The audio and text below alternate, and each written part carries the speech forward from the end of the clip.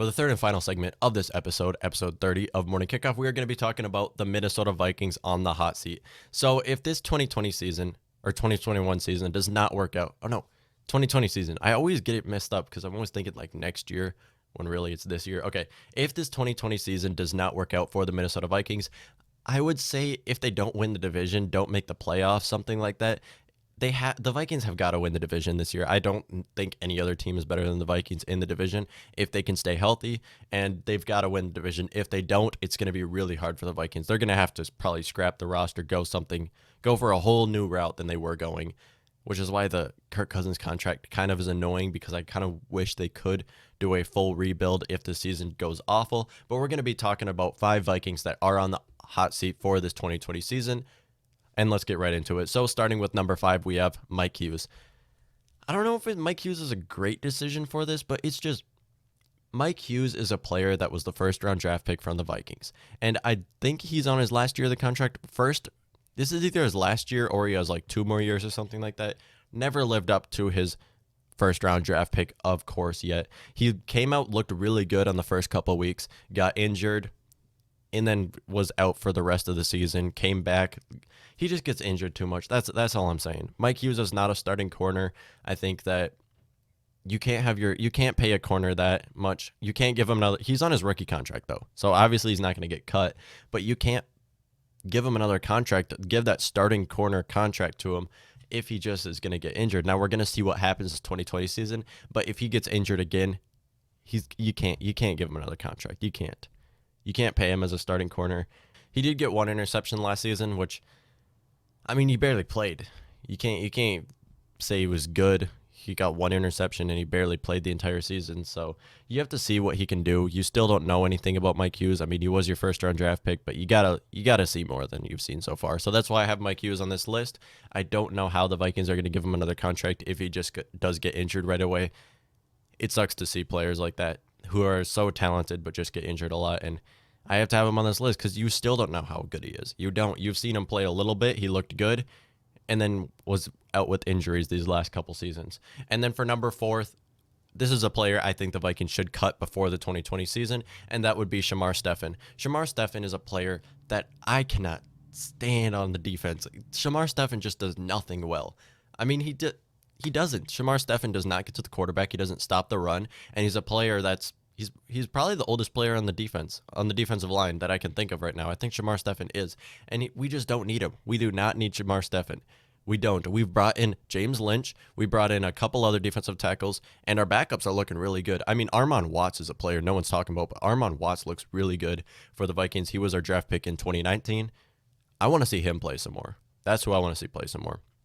They've brought in a bunch of other defensive tackles, too. It was a clear need for the Minnesota Vikings. I was talking about biggest needs for the Vikings, and I said interior defensive line was our biggest need because we were really bad against the run last year, like really bad. We had no pass rushing on the inside of the line. Now, our pass rushing was not bad because obviously we had Everson Griffin, we had Danielle Hunter, who were great pass rushers. But on the interior side of the line, outside of Linval Joseph, no one was good against the run. They just let everybody by, and it's nothing you want to see. Shamar Stefan was one of those players that I did not like at all. I would have Shamar Stefan. I'd have him off the roster. You don't need to pay that much money to a backup. I wouldn't even have him as a backup. He's a player that the Vikings, I think, should get rid of before the 2020 season. Do I think it's going to happen? No, just because the organization does like Shamar Stefan, which is why I think that he's going to be played out throughout his contract, but he looked really bad last season. Really bad, and I would not want to see him play again. We brought in more defensive tackles. I think James Lynch was a great pick.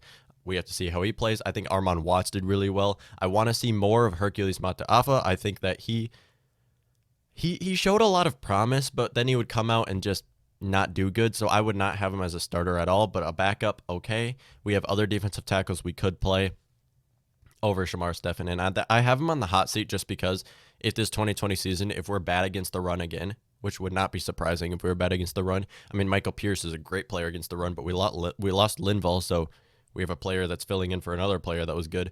So if this year looks how we did last year against the run, Shamar Stefan has got to go. I think he's already got to go, but anyways. Okay, so for number 3, I have my head coach, Mike Zimmer. Now, Mike Zimmer, I think, is a great coach. I think he is one of the most underrated coaches in the entire NFL, but winning is all that matters. If you don't win, your name does not get out there. Mike Zimmer has won, I think, two playoff games so far out of his entire career, and he's been in a lot of playoffs games. He's won a lot for the Vikings. It's the primetime games that just is what people look at, and if you don't win as much as you like, 2 times as much as you lose, you don't get any attention, which is why Mike Zimmer has a really old play style too. His play style does not match how the NFL runs today, which is why you have to put him here. Head coaches are always the first people to blame after a bad season. It's not anybody else except head coaches. Okay, quarterbacks, yeah. Okay, quarterbacks and head coaches are the people they blame after a really awful season, which you gotta put Mike Zimmer on this list. I can't put Kirk Cousins on this list simply because I don't think they're gonna cut Kirk Cousins, even if he has a bad season. I think Mike Zimmer gonna go, and they're gonna try to work him with a different quarterback just because they did give him this new contract. And then for number 2, I have another player that I think the Vikings should have cut before this 2020 season, and that is Riley Reef. If this season, again, looks how Riley Reef did the last 2 seasons, they got to get rid of him. Riley Reef looked awful these last 2 seasons, and he's such an overpaid player, which is why the Vikings cannot afford to pay him again, can't pay throughout his contract. I think he's getting I can't remember. I think he's a free agent in 2022 though. So cut him. Get rid of Riley Reef. It's a player that I've been saying that the Vikings have got to get rid of. You have a replacement. I saw Rashad Hill come in last year and looked great. He filled in for Brian O'Neill, but he plays both left and right offensive tackle. So he filled in for Riley Reef and looked really good for filling in for Riley Reef, which is why I would start with Rashad Hill. Great offensive lineman. I'm a huge fan of Rashad Hill. Very underpaid too. Riley Reef is very overpaid. And then you draft a left tackle in the 2nd round, which was a great decision. Vikings now are moving on from Riley Reef. Finally, they're looking at that. And it was Ezra Cleveland, offensive tackle from Boise State. He played with Alexander Madison. Please, if he is good, cut Riley Reef, start him over Riley Reef. Even if Ezra Cleveland doesn't start the 2020 season, that's going to be totally fine because, of course, a lot of rookies, them not starting right away is a good decision. They can kind of adjust to the league, play a lot in practice, and then start. You don't see that from first-round draft picks, but second and later, or you do see that with first-rounders as well, but usually with left tackles, you would start them in the future. You're looking for the future. You're not looking for this next season. So, Ezra Cleveland, please start over at Riley Reef, take his job so we can free up that large amount of cap space to pay someone who is actually talented. Riley Reef is a first-round bust from the Detroit Lions, and we don't need him anymore. He looked really bad last year, and we need help on that left side of the line, the entire left side of the line. And we're going to, again, talk about the left side of the offensive line with our number 1 player on the hot seat, and that is Pat Elfling. Okay, you guys. A lot of these players you can notice a theme in.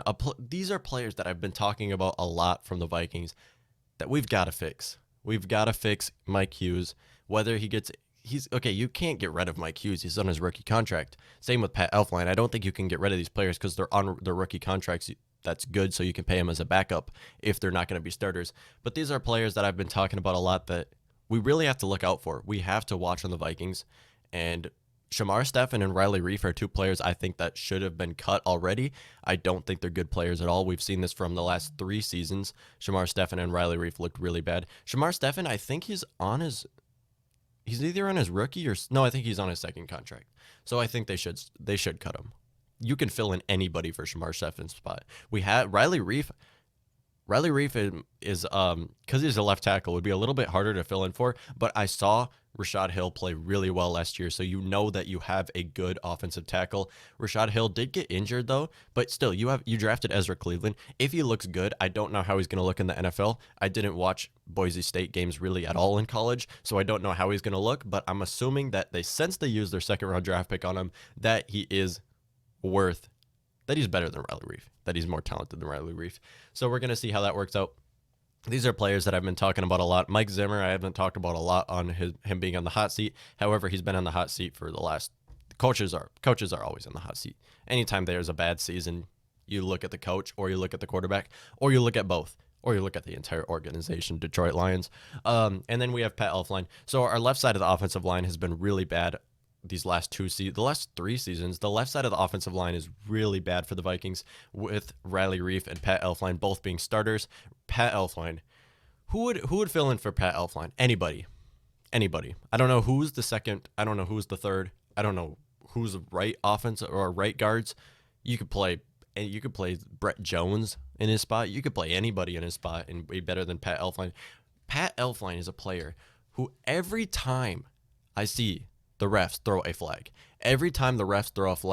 and I did not clearly see like pass interference or something like that, I know it was holding on Pat Elflein. And yet they still start Pat Elflein. Why? He makes holding fouls every single play, lets everybody by, and they still want to start him. He's on his rookie contract. You're not paying him like a starter, because obviously rookies are usually always underpaid. He's not. So use him as a backup. I mean, Riley Reef makes sense because you're paying him a lot of money. You don't want to use him as a backup. You can't pay a player like that and use him as a backup. It's just not how it works. Unless if you're having a very awful season, then you can try some new things. But you're not going to pay a player like Riley Reef's contract and then start Rashad Hill over him for every game. You would just cut Riley Reef because he would be a very overpaid backup. But Pat Elflein's on his rookie contract, and I don't know why they don't use anybody in replace for him. Anybody. Brett Jones, backup center, sure, use him in place of Pat Elflein. At least you will not get as many holding fouls. I don't know how good Brett Jones is. We haven't seen much from him. But yeah, it's going to be interesting. I don't know if the Vikings are going to cut anyone. I don't think they're going to cut Pat Elflein. I think they're still going to start with Pat Elflein, and then hopefully they can bench him or something. Riley Reef, possible for them to cut to free up cap space so they could pay Dalvin Cook. Now, they don't need to free up cap space to pay Dalvin Cook. If you're negative $2 million in cap space, who cares? I mean, last year we were negative $22 million in cap space. You don't need to cut any players. But yeah, I guess we're going to have to wait and see. Shamar Stefan, I'm not a fan of him at all. Mike Hughes, I haven't even decided with Mike Hughes, but you don't want to pay a starting corner money if he's just going to get injured every season. So let me know what you all think about this list, about anything else you saw in this episode of Morning Kickoff, episode 30. This has been Matt Witt, Morning Kickoff. Thank you all for tuning into this episode, and as always, until next time.